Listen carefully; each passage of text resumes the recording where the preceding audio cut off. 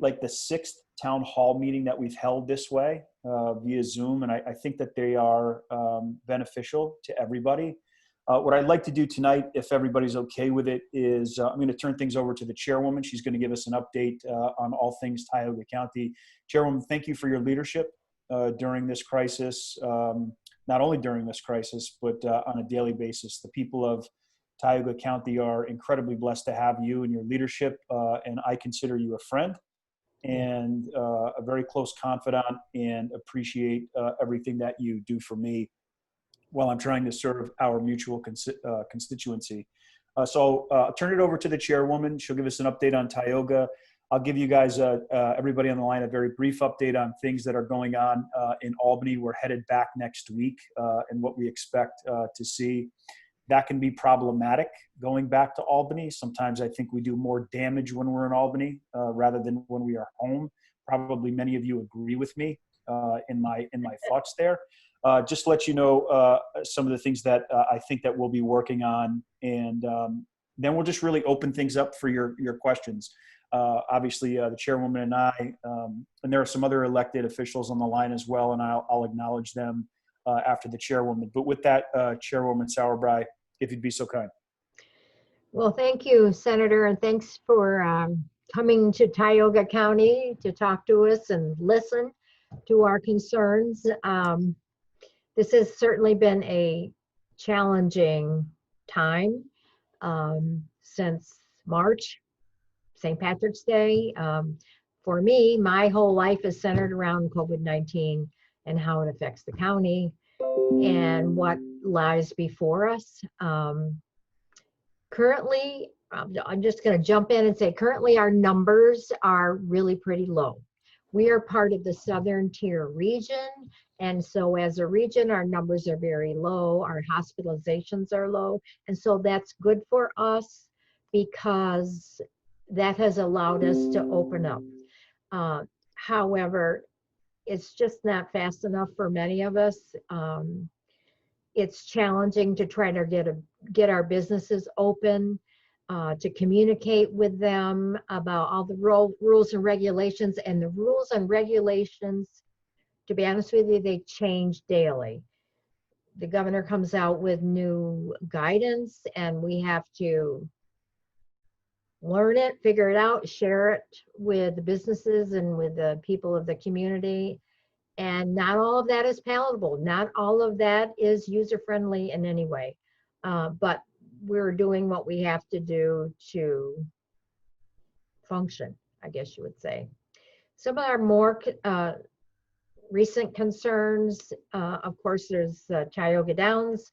And I know, Senator, you're going to address that later probably. But so a warn notice went out this week from Tioga Downs, and a warn notice says, hey, if you don't do something pretty soon, we're going to shut down for good. That's 604 jobs for Tioga County. That's a lot of income for families around here. That's a lot of funds for Tioga County. We receive about $1 million plus from Tioga Downs, and that is very helpful. Broome County gets even more than we do because of their population. But so that's very disheartening. Mr. Gorell called me every couple of weeks, and what can you do? And so again, we send it up to Albany, say, what can you do? We got to get this place open. And they tell me they're working on it. So, and of course, I see my friend Eric over here, and we know the best or the next big issue is schools. And I try to tell people, look, if you want your kids to go back to school, wear a mask, social distance, follow the rules. But that's a huge challenge. I don't envy you, Eric, trying to come up with a plan. But we'll support our schools in every way that we can. That's all I can think of right now. I have to give kudos before I go any farther to our public health department. Kylie Holochek's on the line. Welcome, Kylie. They've been doing an excellent job working 7 days a week on this COVID issue. Our emergency management team has done an excellent job getting PPE equipment and all the needed masks and gowns for nursing homes and for emergency service. It's just been something new every day. So anyway, over to you, Senator. Well, Kylie, let me thank you as well for all the good work that you're doing in that space. And I know it's incredibly busy currently. Nicole O'Connor, is she on the line with us? Manuel, if so, would you unmute her? Yeah, I'm here. Can you hear me? I can. Nicole, you're an ER employee, yes? With the vet school, yeah. Yeah. Well, thank you for everything that you're doing as well. I just wanted to say thank you. Thank you. Mayor Tornator, if you'd be so kind, let me just give you a few moments to address everybody on the line. I too want to thank you for your friendship, and I mean that from the bottom of my heart. You've been a great friend to me since the moment that I announced my candidacy 5 years ago now, next month. So thank you very much. And if you'd be so kind to address the folks on the line. Manny, if you could unmute him, thank you. And he did. Thank you for your words, Senator, and that is truly reciprocated. Fred Akshar has been a friend to, I would say, our municipality, the Village of Newark Valley, and in total to Tioga County, I believe, and to the southern tier. We unlike or like the other municipalities, have our struggles, and it has primarily to do with the lack of revenue. Chair Sauerbrei hit upon it a bit with some of those things, and that's specifically sales tax. It's specifically to the realignment of state aid, the AID last year. We are this year, unlike some other years, extremely tight with our budget. We do know that there are surprises to come up. We look forward to the additional opening of businesses, the unambiguity of the data coming out of Albany, which sometimes is, well, it's not frequently straightforward, not easy to follow. We do communicate with our public, with our businesses, to not interpret that data, but actually to find out the facts and to pass that information on. We've had our struggles personally with COVID and in the community also, and I'd like to say for our own public health, I appreciate their endeavors too with Kylie and the group in taking a firm hold on those things. Other than that, I don't have much to say, Senator, other than the lack of revenue that is coming in. We've talked to Congressman Reed. Hopefully there will be local aid.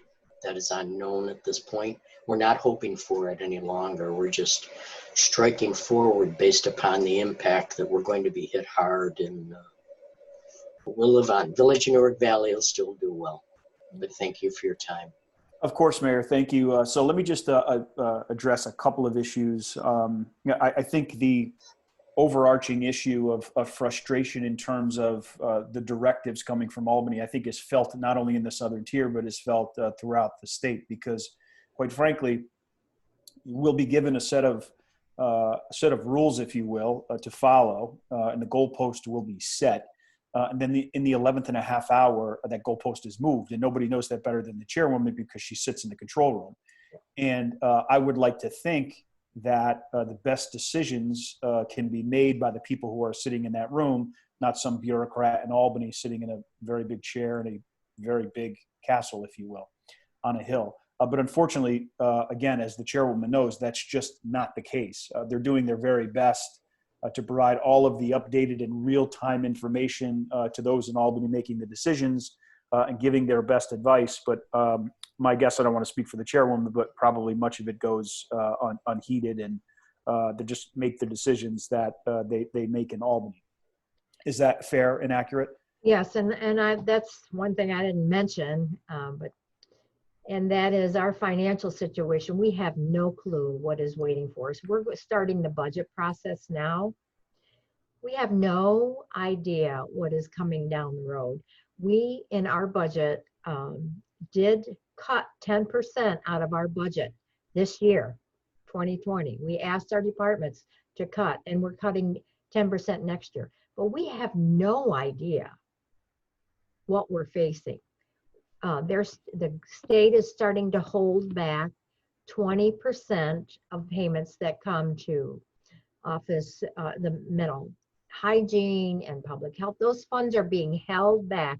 They're saying, oh, if we get the aid, then maybe you'll get it back next year. But I am very hesitant to believe that. And it's very challenging to try to figure out what we can spend and what we can do. And it's very, very challenging, frustrating. Let me, if I may, let me address that AIM issue or that state Yeah. funding issue. I think because it's incredibly important to not only the elected leaders on the line, but to everybody who is listening to us tonight.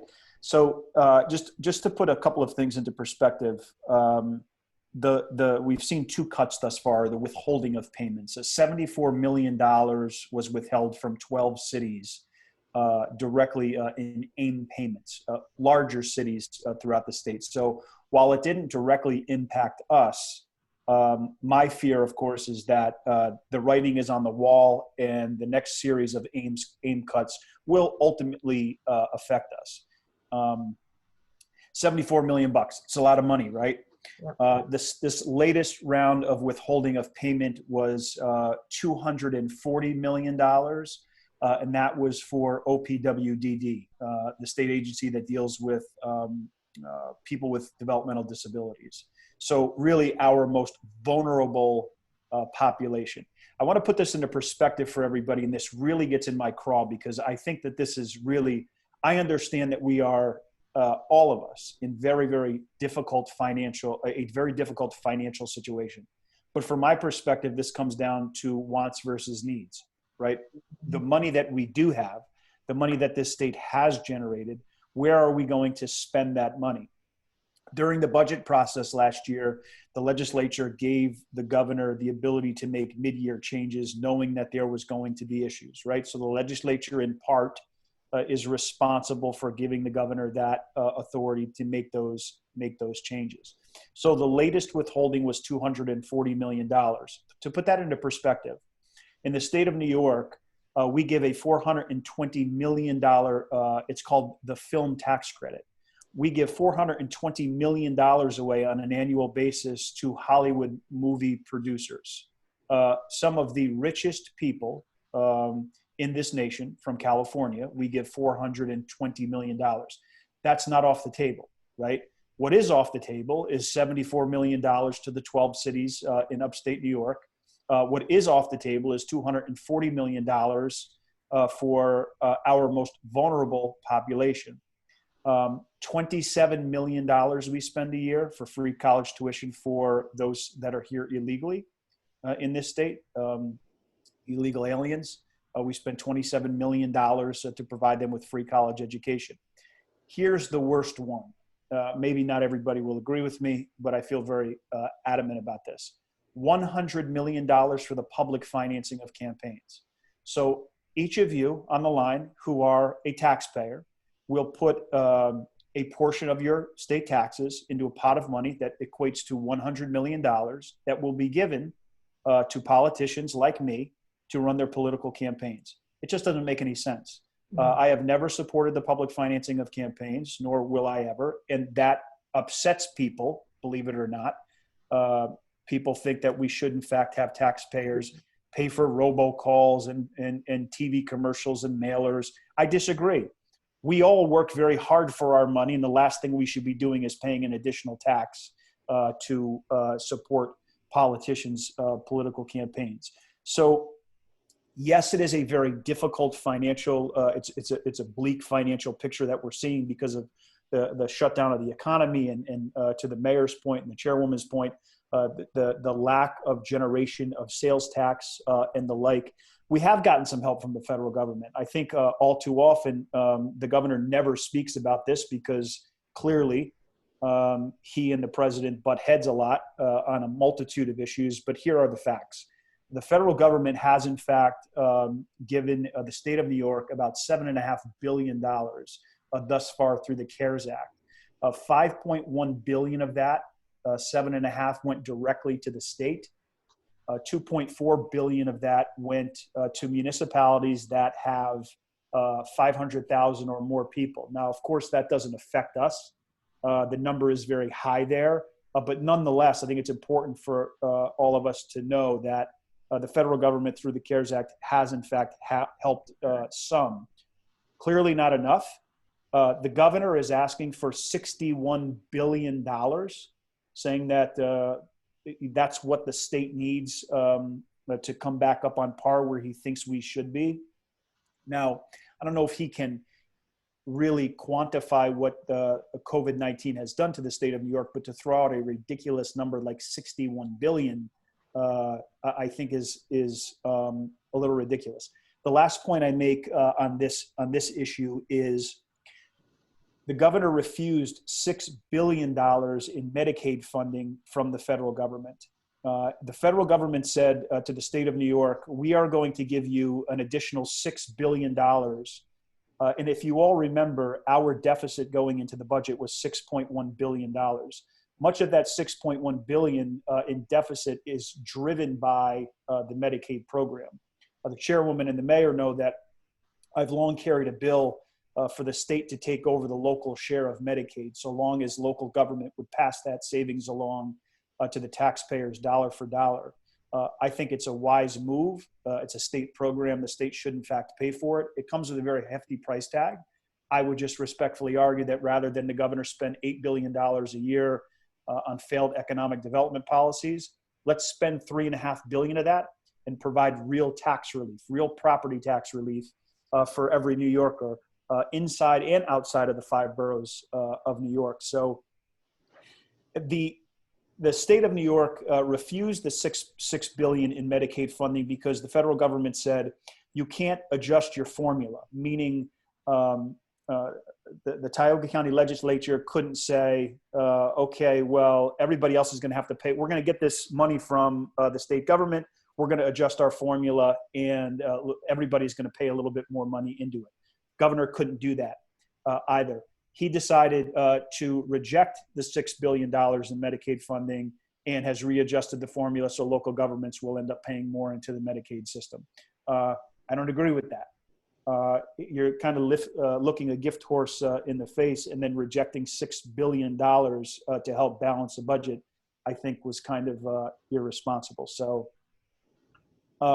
really that is a lot of information, I guess, to digest around the very specific issue of AIM funding and the withholding of dollars from local governments, which I think we're going to see more of. And as the chairwoman said, it's very difficult to try and craft a budget and plan for the future when you don't really know what you're going to be getting from state government.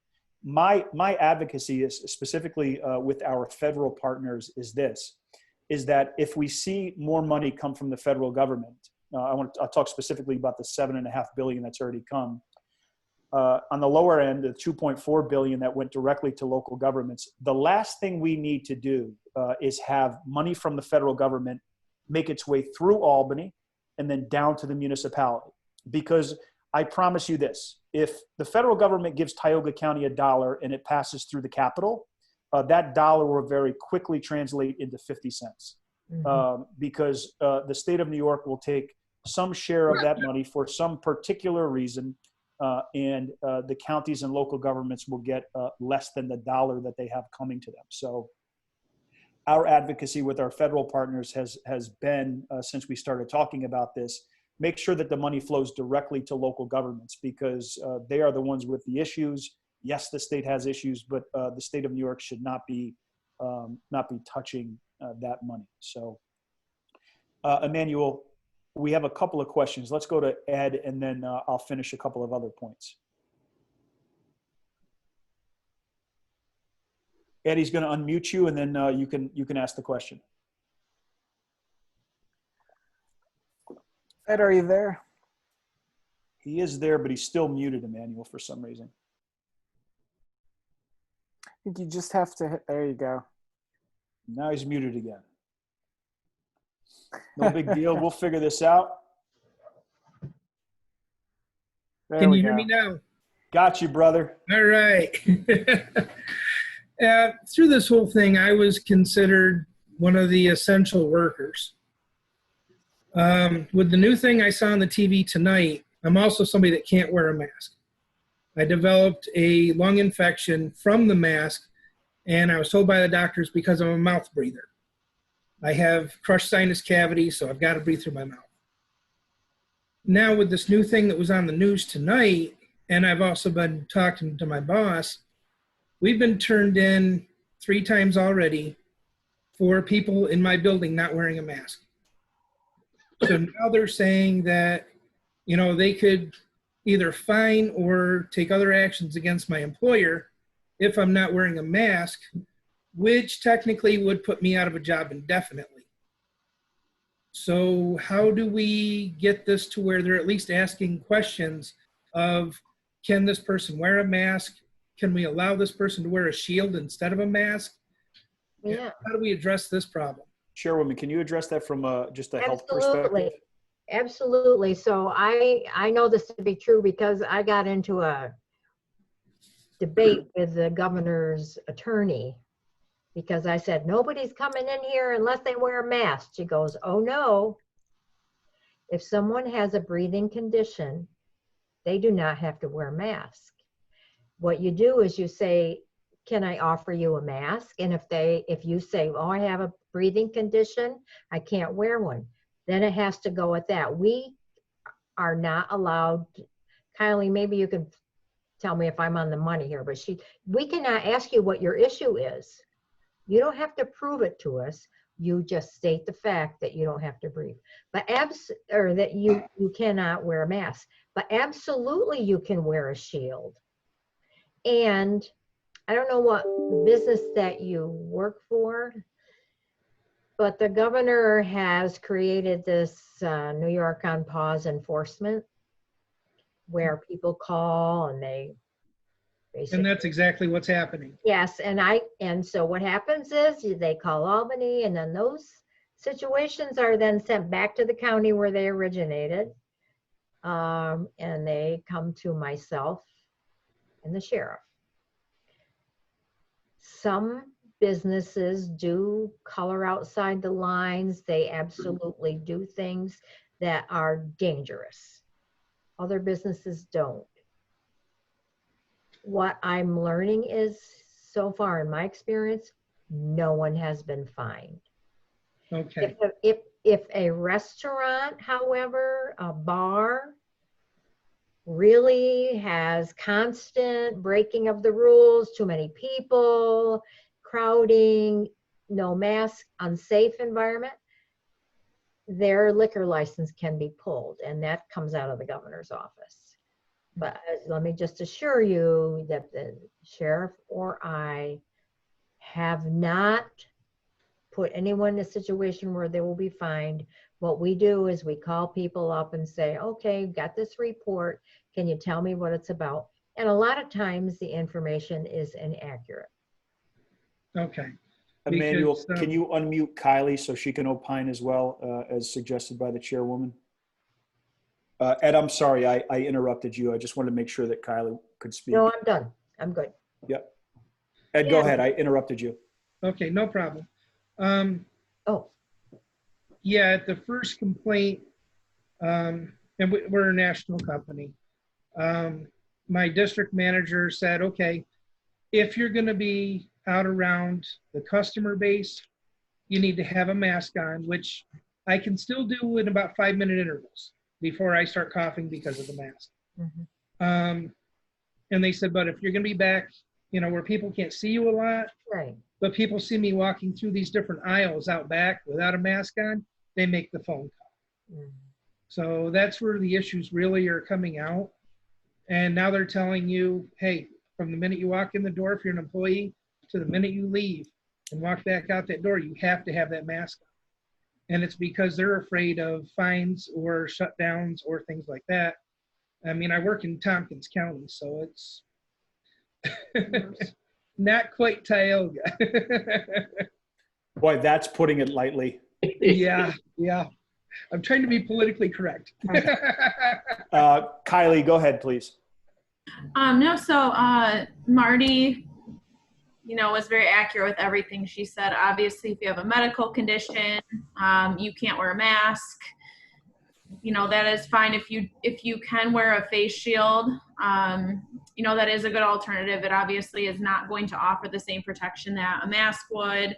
But however, if that's doable for you, certainly, give that a shot. And of course, socially distance, keep your distance from others. But I know it's going to be tough. Anybody walking by, if they can find a reason to point you out, unfortunately they will. But people can't ask you, about your specific health condition if you can't wear one. That's simply all you have to say. Okay, thank you. Okay, so just as a reminder to everybody, if you want to ask a question, please just hit the participant button and then go down in the bottom right-hand corner, just hit raise hand, and we will get to your question. We will take as many as everybody has. So my good friend Eric Knowles is up next. Emmanuel is, yep, Mr. Knowles is unmuted. Eric, what's up? Are we, Senator, are we on the 35-minute Zoom, or is this the more extended one? Emmanuel bought the extended version, so we're all set here. Money well spent. So first of all, just some thank yous. I sit on the reopened Tioga team with Christine Curtis. Her, Lee and Tinney, all of our legislature have been phenomenal in doing everything they can to get us the answers, whether we like them or not, in an expeditious time frame. And I just thank you. I can't thank you enough. I get that out to the other superintendents, and it's really important because we have 3 different BOCES represented in Tioga County, and every one of us, one is connected to Tompkins County, one is connected to Broome Tioga, and then us and Spencer Manhattan are connected to GST BOCES. And it's amazing. We can talk as Tioga County superintendents and have 3 completely different interpretations of what's going on with the state education department. So that kind of premises where I want to go with this. Guidance was supposed to come out from New York State Department of Education today. They were supposed to release it at 2 o'clock. We got an email, 1 sentence. This is a voluminous report. We were not able to finish it. We'll try to get it to you tomorrow. Now we're under a 13-day deadline to reopen 700 school districts and over 100,000 schools, right? So I guess the concern that I have as a taxpayer in New York, as well as a superintendent, is that office is underfunded. It's undermanned. I don't know if they're overworked because I don't know if they're at work. I got to be honest with you. But there's some serious heavy-duty decisions that they're trying to interpret between the Department of Health and the governor, which, by the way, we got both of those guidelines over the last 2 days, and they don't match, okay? So now NICE is going to come out with their stuff, which I fully expect to see a 3rd column. You know what I mean? I already have the 2 columns that don't match, so I'm going to build my 3rd column so I can try to figure out, if I'm shooting, which way am I going, somewhere between the head and the toes, right? And hopefully get center mass in there somewhere. So that's an issue, and that's going to be an issue for kids. It's going to be an issue for teachers. It's going to be an issue for New York State. So I guess ultimately it comes down to, what is the guideline that we're following? We have the Department of Health guideline, we have the governor's guidance, and we're going to have the New York State Education Department. So when somebody figures out which target we're shooting for, that's going to be critical for us, because I know I have kids in school right now under the REACH 21st Century program, and I have kids in school under the recreation program, and I've got people running around saying, you're not allowed to have kids in school. That's not true. I mean, we went through the regional center. I went through Christine Curtis. Omar let us know that, the understanding is you can run summer camp, and it's understood that summer camps are run at schools many times. So, but these are those misunderstandings because, the governor says there's no school, but DOH has a thing. So just that to be aware of. If you could advocate for us, we're trying to advocate for ourselves, but we're struggling with that part. Yeah, I think it's a perfect example, Eric, of, and I'm not being disrespectful, but the tail wagging the dog, right? I mean, oh yeah, here you have a big bureaucracy that, the left hand doesn't know what the right hand is doing, and you have state agencies that are offering different positions on the same issue, and it doesn't make any sense. Yeah, and that's just our struggle, right? The other thing, as somebody said before, I mean, it's just becoming a litigious environment. So the simplification of guidelines would be phenomenal. I mean, when I have to call my lawyer about everything, the only person that wins is the lawyer. And my sister's an attorney, and I'm thankful that she has a nice lake house and it's a nice place to visit. But I don't think we really need to be giving the taxpayer dollars away because we can't figure out paragraph 1 of the governor's statement. Yeah. Right. So that's a lot of taxpayer dollars that's needlessly wasted because we can't write a bullet-pointed guideline. And that's just a simplification. The financial pullback that we've talked about, I know you're aware of the kind of the bait and switch that went on there. They pulled $435,000 from my school district that was in the original aid run. They replaced it with the federal aid, so the governor could pull that back. All right, we'd already cut I think it was 1.2 million from our budget because we knew we were already looking at that Medicare that $4.3 billion Medicare issue that he had going on, or Medicaid issue that he had going on. So we'd already cut our budget knowing that was coming. But these school districts right now, we're trying to plan to open school, probably the most expensive add-ons that we've ever had in the month of August and July. I know I just spent $10,000 on sprayers. We have no idea the PPE, like what it's going to take to get these kids in. So that's something there. If the governor could just speak, or the legislature could just speak at some point quickly and say, hey, listen, we're going to take 10%. Let us know.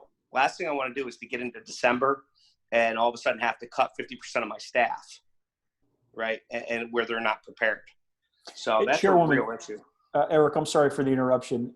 Yeah. I mean, I think much of the conversation, at least from my perspective, and the chairwoman should weigh in here, the governor has talked about this 20% number. I think if there's anything been consistent about what he's been talking about in terms of cuts or withholding, is this number of 20%. You think that's a fair assessment, Chairwoman?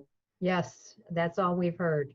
I'm not saying, Eric, that you should cut your school budget by 20%, but I guess if I could give you any advice, and I think the Chairwoman agrees, is that if you were kind of looking at things in terms of what the state has given you historically, that number 20%, at least I've heard that repeated several times. Yeah. Yeah, and that's a $3.5 million cut on a $33 million budget. So that's one of those ones that's if he hits it with 20, upstate schools will not function. I mean, we could function virtually if we can get around contracts, but we can't function in-house because we will not be able to afford teaching assistants, lunch ladies, any of that stuff. Anybody who is outside of the realm of straight up teacher, a regular ed teacher, or special education teacher, will get cut. I know Broom's already, a couple of schools in Broome District have already given letters to all of their untenured teachers. Just be warned that you might not make it through the year. So that's just another financial impact on our families and our communities that we're looking at, because I'm the biggest employer in Waverly.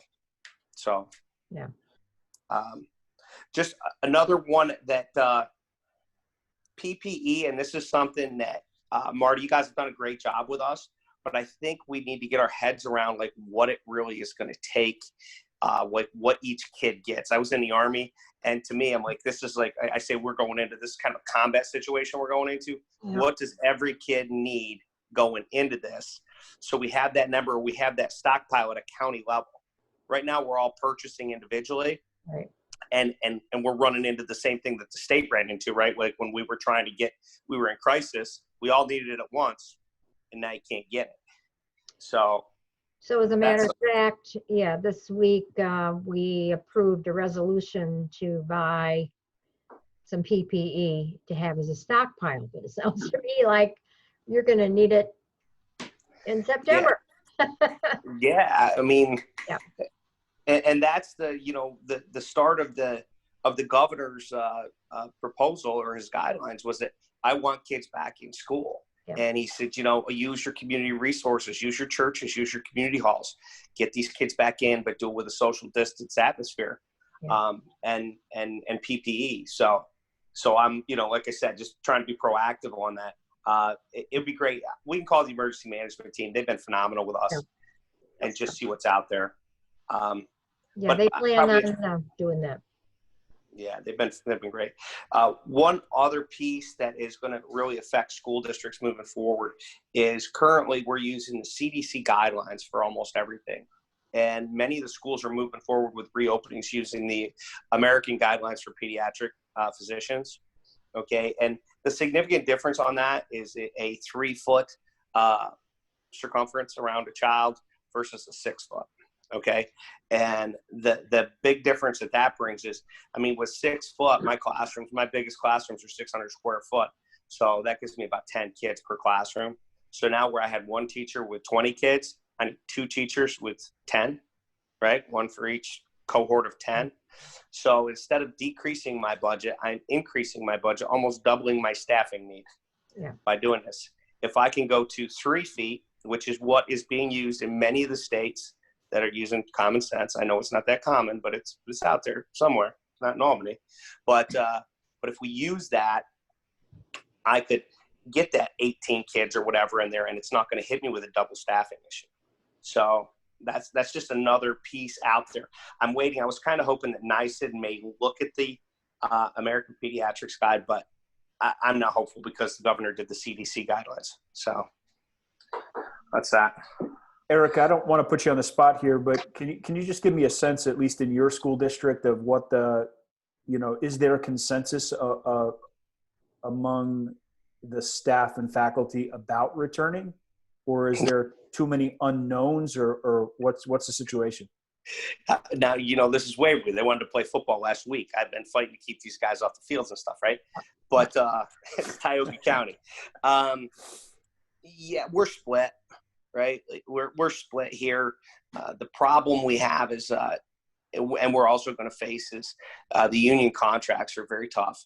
And in order to do this, we have to get outside the box and we have to have some flexibility and freedom to be able to move them. I think that my union will work with me. I can't say that will happen for everybody.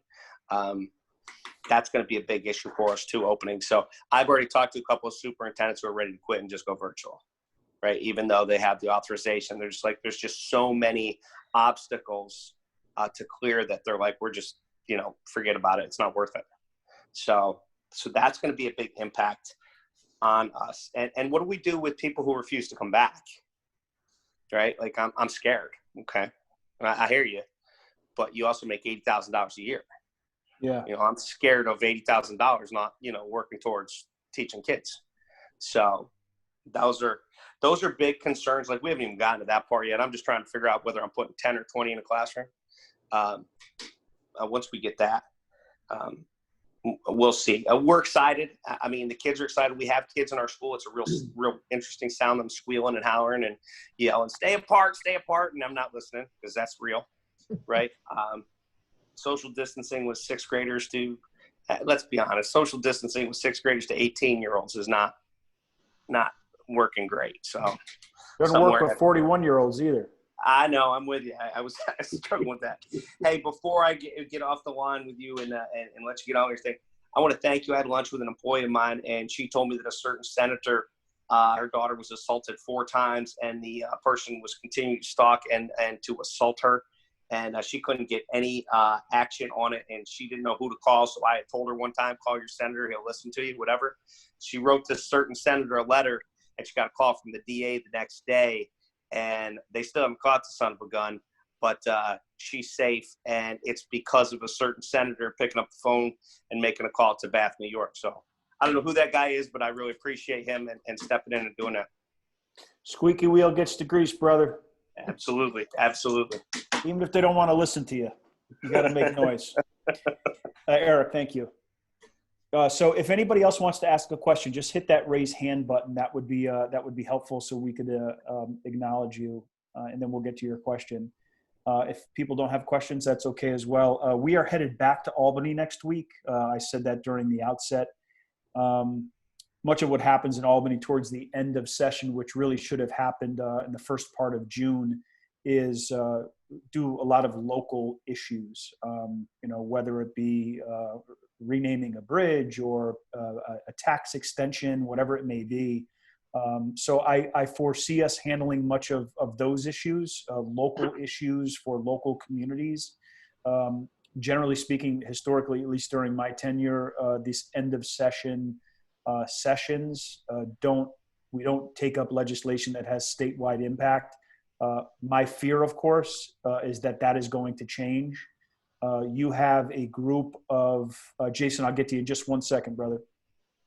You have a group of very, very liberal New York City Democrats who are hell-bent on turning the state on its ear, which they are well on their way of doing. My sense is that they may take up some type of mortgage and rent relief bills where people, even if they're back to work, don't have to pay back their back rent, don't have to pay back their back mortgage. That's problematic, right? If you're a landowner or a homeowner and you rent. Some of the federal dollars, I think it's important to note, went to that cause as well, right? Those federal dollars were used to provide relief to people who weren't working. It's also my feeling that the legislature may take up another series of anti-police, anti-deputy sheriff legislation.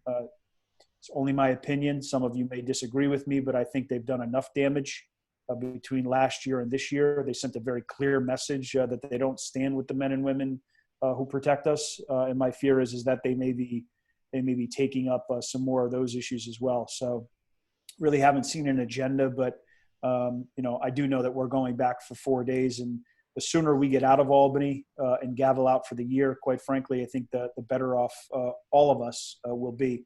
They are also talking about increasing taxes, which is not good for anyone, not good for the people in my Senate district, not good for the people in the city of New York.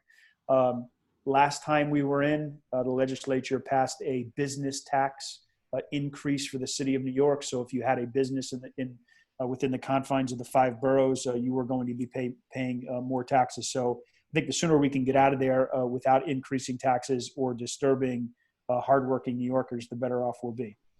Manny, could you unmute Jason for us, please? Jay, you're all set, brother.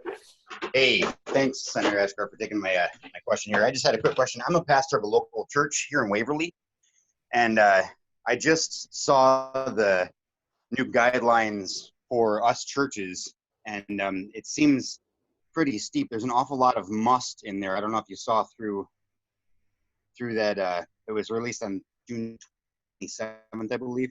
At any rate, there's even some things as you must provide a virtual means for people to get together, and we've been doing that now for pretty much the whole time COVID has been going on. But I mean, these little churches, with 25 people, I mean, how are they supposed to do all these musts that the governor has laid out for us?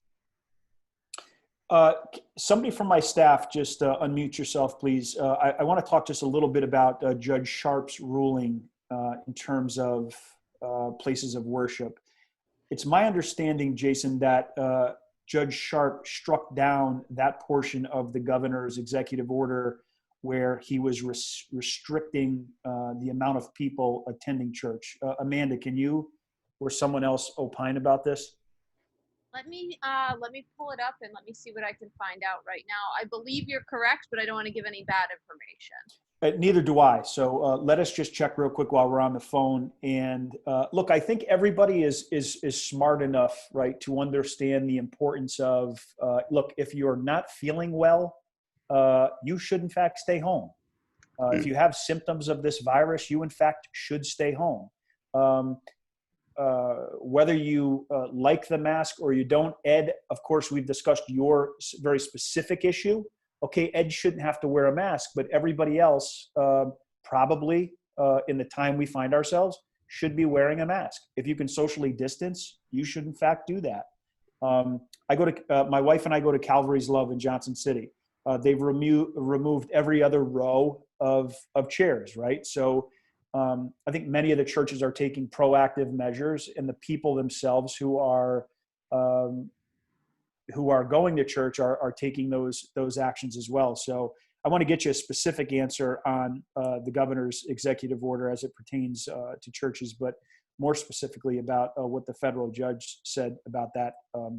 Senator, so what the federal judge did is they struck down the state having a 25% capacity restriction when other gatherings were limited to 50%. So everything is now at 50% capacity. The state initially tried to make religious services 25%. So that was what was struck down in court. So churches are at 50% capacity now. Yeah. I think, Jason, it becomes an issue too. My advice to you, of course, is for your church and everybody else who has a business or a church, whatever it may be. And the chairwoman alluded to this in terms of liquor licenses. But if the state has some oversight of whatever it is that you're doing, you should, in fact, pay very, very close attention to those musts, right, in any directive. Because again, to the chairwoman's point, if the state liquor authority has review of your liquor license and you don't follow those musts, chances of you losing your liquor license are very good, right? Because the governor has that over you, and that's a way for him to enforce that. If he doesn't, or if state government doesn't have really a watchful eye over what it is that you're doing, you still should do your very best to follow those guidelines and do your best to keep people healthy. Because what you don't want is, and we've seen this, right, not in churches but in other places, maybe restaurants or places of mass gatherings, you see a hotspot created or an increase in the amount of people who have contracted the virus because they spent time here. Right. So you don't want that negative press or those negative issues around your particular establishment because you chose not to do what all of the health experts are saying you should in fact do. I'm pontificating, Jay. I'm sorry, but go ahead. Oh, no, that's good. I appreciate that. And, we've been trying and, like someone said earlier, the goalposts keep moving and they have been. It's hard to pay attention to what we're supposed to do as, being a little church in a little town, but these other churches that are much smaller than we are, that don't have the means to do a lot of these things. I just don't know where they stand, with having an online service. There's a must in there for an online service, and I wonder where we draw the line on all this stuff. I don't know that you must have an online service now, because okay. because you can go to church, and I don't think it's I wouldn't worry about that. And the other thing is the governor promised, and the state agencies promised us that we'd have access to broadband, and they haven't fulfilled that promise yet. So you know what? As soon as the state fulfills that promise, then they can include a clause in their document that you must provide an online service. Just my 2 cents, my opinion. Okay. Thank you very much. Appreciate it. Yep. Anybody else on the line? Does anybody have any questions or want to address any issues that you may or may not be having? Just hit that raise hand button and we'll take your question. If not, I don't see anybody, Chairwoman, wanting to ask. Yes, I do. Ed, can somebody unmute Ed for me, please? Hi, Fred. First off, I want to appreciate everything you've done for everything in Tioga County. But second off, there was a lot of talk about the finances. What if we took $200,000 out of the governor's salary? Would that help? Yeah, I mean, we've not struggled with this issue, but, since COVID happened, there's been so much about, I was due this raise, or these state workers were supposed to get this raise, and now it's being put off. Or I'll tell you this, I looked at the numbers the other day. Our office has helped over 1,000 constituents with unemployment insurance issues, over 1,000. Right.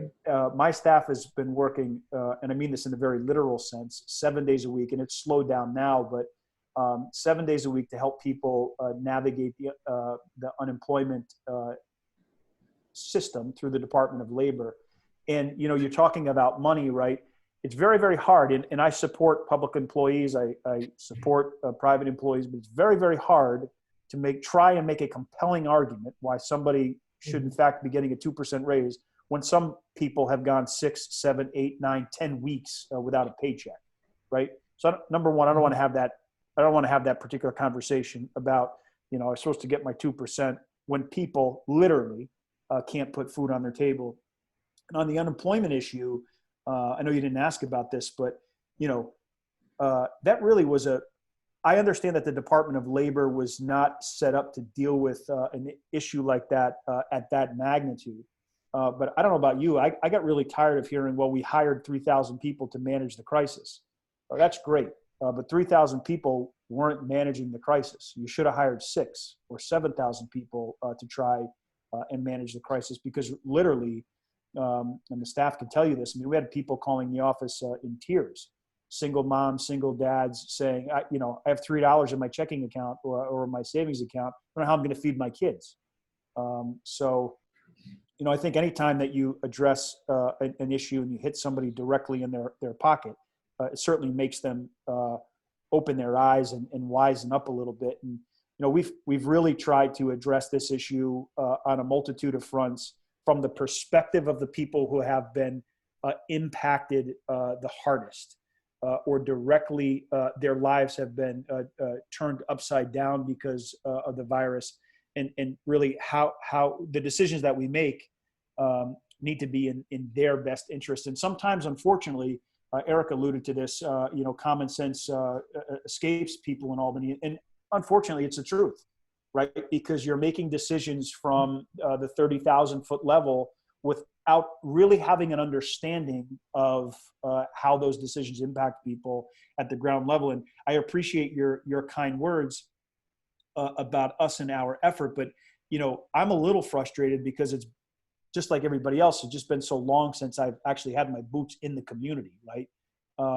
You can't knock on a door, you can't go to somebody's house and have a conversation with them because of all of the restrictions and trying to keep people healthy. And so on. But please know that we are, in fact, trying our very hardest and our very best to help people, whether you're from Waverly, you're from Binghamton, you're from Norwich, wherever it might be. We're always here to help and try to make life a little bit better for everybody. I don't make a ton of friends in Albany, and I'm okay with that because my friends are back here at home. Yeah. And we don't always agree, and I get that. We're never always going to agree on issues, but we've spent the bulk of our time trying to listen and find common ground on a whole plethora of issues, and move the ball forward that benefits all of us the most. So, Ed, thank you for that comment and the question. If nobody else has any other questions, I guess what I'll do is, Chairwoman, you do, Mayor. I'm sorry. Are you unmuted? Yes. Very quickly, and it's a little good news, and a lot of this occurred out of the ingenuity of Tioga County also. Our Village in Newark Valley administrates the summer recreation program, and it made me think of it when Eric talked about it, for the town of Newark Valley, Village, and the town of Berkshire, and the town of Richford.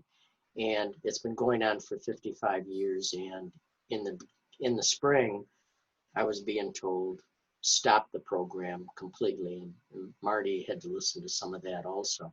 And so as it worked out, because the school district Newark Valley did not have any employees there in the summer, that meant that we would not be able to feed the grab and go program or the lunchbox program for Tuesday and Thursday pickups for 7 days a week for all of the kids and all of the families that are part of that.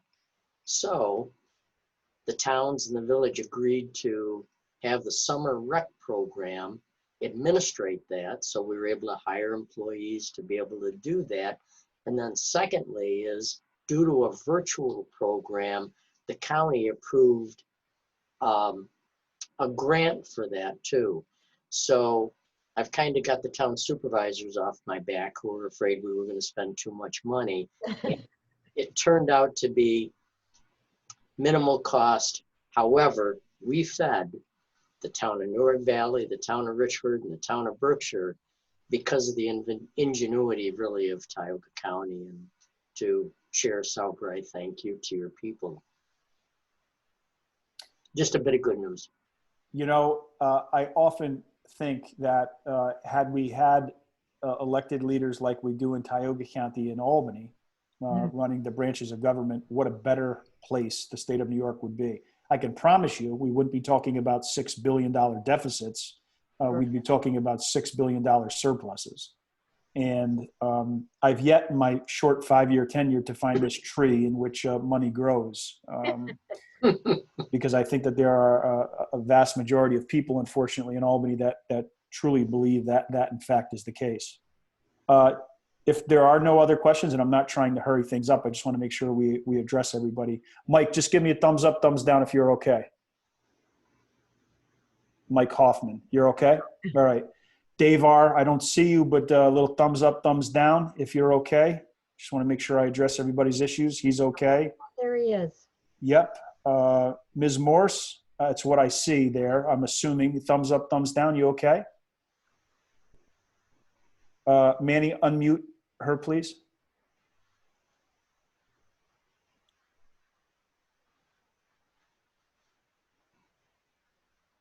Yes. Ms. Morse, am I correct? Yes. Are you okay? My name is Robin. Robin? Yes. I would like to personally thank your office. My brother David had only worked at Warner for 8 weeks when he lost his job, and he spent months filing for unemployment and getting nowhere. And I contacted your office. He went 12 weeks with no income. Had he not had money in the bank, he would be destitute. And shortly after contacting your office, within 1 week, he got his first payment. He had another glitch. He contacted Sarah, I believe was her name. She worked it out, and his unemployment has been coming on a regular basis. So I just want to personally thank you and your office. Well, we find ourselves in the minority right now, so my staff has shrunk a considerable amount. But with that said, and many of them are on the line tonight, I mean this wholeheartedly. It is very easy to be me. It is because I in fact have the best staff in the state Senate, and that is a bit of more good news to the mayor's point. So we appreciate you sharing that story, and Olga and her team deserve much of the credit for dealing with the 1,000+ people that have had these issues. The only thing I can do is apologize to you and your brother for it taking that long. I mean, it really is just a ridiculous state of affairs that we would find ourselves in a place where people had to wait 8, 10, 12 weeks before they found themselves in a position to be able to help themselves. So Thanks for sharing that. We appreciate that. And Marie, I can't see you, but I just want to make sure you're okay. You're okay. Thumbs up. Thank you. Chairwoman, why don't you want to wrap things up on your end? Sure, I think we have one more. I'm sorry to interrupt. I think we have one more question from Mike Hoffman. Oh, I'm terribly sorry. Oh, that's all right. Oh, I see it. Mike, I'm sorry. It's all right. I just wanted to basically thank you for inviting me to this. A lot of you don't know who I am. Basically, I'm a Waverly resident, taxpayer of Waverly Central School District in Tioga County. I work at Broome Tagabosi as a teaching assistant in special ed. So I have both worlds. My wife actually is a retired teacher from the Waverly School District itself, 5th grade. I have a child that is attending high school at this point. I just basically want to thank everyone for all their, hard work on, even from the school districts to, I know myself, staff training this summer, trying to get, ready for schools, get ready, things in place. It's quite a challenge for all of us, even all across, across the board. I just want to thank everyone for their hard work and their challenges and everything else. Yeah, this community is resilient. I mean, there's no doubt about that. I mean, if any community has faced adversity, I mean, we certainly have. Whether it be our flooding or an event like the ACA shooting, things like that. This community has always stepped up and faced that adversity, head on. And I think we're doing it again in this this environment that we're in. I will say this in terms of you're in a great school district. Your child is incredibly lucky. I'm not just saying that because Eric's on the phone with us. I have the good fortune of traveling into many of our school districts throughout my Senate district. And one thing I've always been struck by is the amount of energy and pride that a school district has, and sometimes, unfortunately, the lack thereof. But that's not the case in Waverly. And Eric, I think that's a direct reflection of your leadership and your team's leadership. And so I want to publicly thank you for that. And always felt like I was welcome when I'm there, greeted with high fives and big hugs. I know we're not hugging now, but nonetheless, really, it's to your leadership and such. So. Jason, go ahead. You got another point. Emmanuel, could you just unmute Jason for us, please? Jay, you're all set. Yeah. Just one more thing I wanted to throw out there. As the church, we definitely want to serve our community in whatever way we can. And I know I speak for all the churches in the area. So when it comes time where a decision is made by the governor, I would just ask that Eric or anyone else, in charge of that sort of thing, instead of looking for the resources to do that, maybe give us a chance to step in and help provide some masks or whatever is necessary. Just reach out to the churches in the area even, and a lot of churches have kids going to Waverly, and maybe we can help provide some of these things. Manny, could you hit Eric's mute button, please?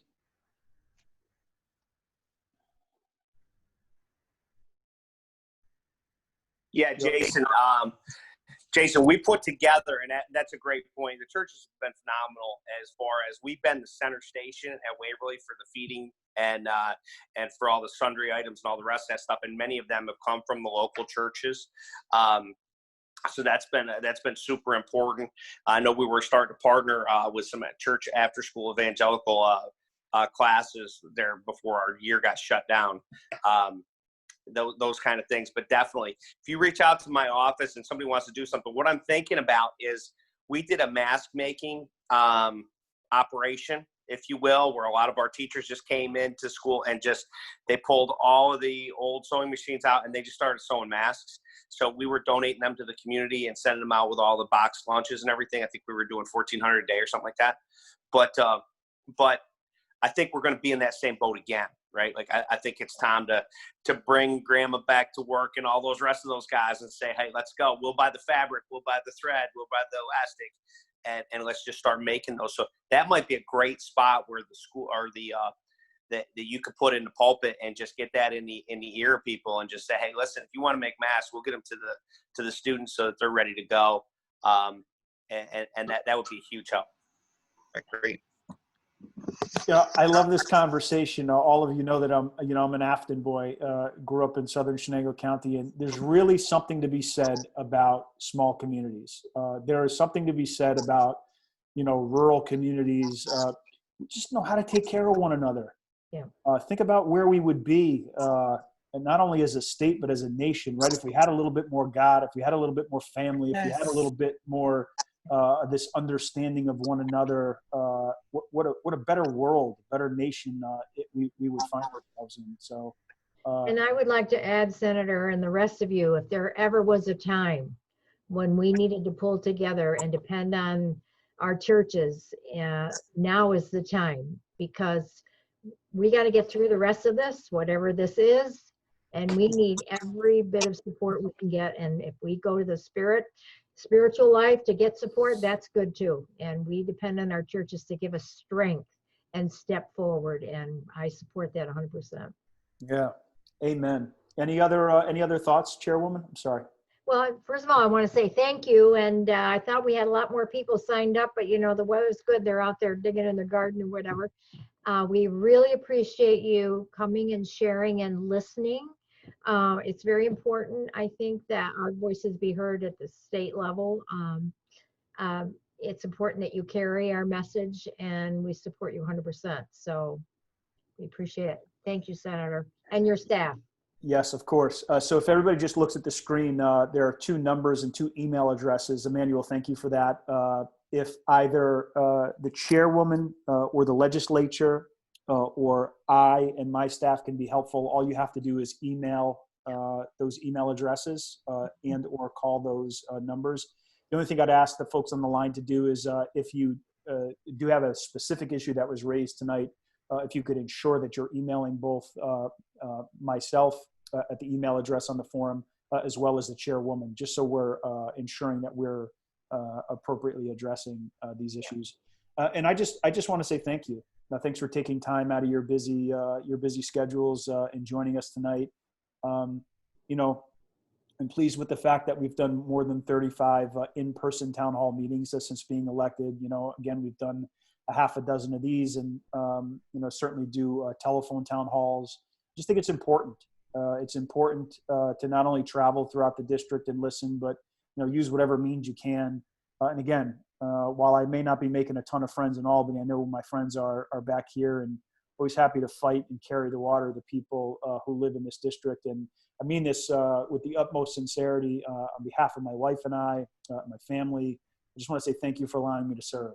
It really has been an honor of my life, and to be able to serve the people of this great district. And we'll continue to do that, and we'll continue to fight so long as you'll have me. So, Chairwoman, I know that we're going to continue to do these. We've been doing them on a regional basis. So we're coming back into Broome County in the next couple of weeks, but we'll schedule another Tioga County virtual town hall in a different region of Tioga County. So, you know, watch your email addresses, you know, watch us on social media, watch the Chairwoman, and we'll be sharing when we do our next Tioga County virtual town hall. But again, thank you. Thank you all. Mayor, I'm sorry. Did you have any parting words? Oh, yeah, just again to thank you, Senator Akshar, for your leadership in Albany and your leadership and compassion here in the Southern Tier, and to Chair Sauerbrei for those same things. Yeah, and both of your numbers are on my speed dial. So, So Senator, keep us posted on this baby. Yes. Yes. 5 short weeks. My loving wife, though, would just as soon it be tomorrow. And Yeah. I get it. I understand it. But Lord willing, F3, little Freddie, will be here in 5 short weeks. So thank you for that, Chairwoman. And thanks again, everybody, for joining us. God bless, and I'll see you all soon. Okay. God bless. Thank you, sir. Thank you, guys. Thank you.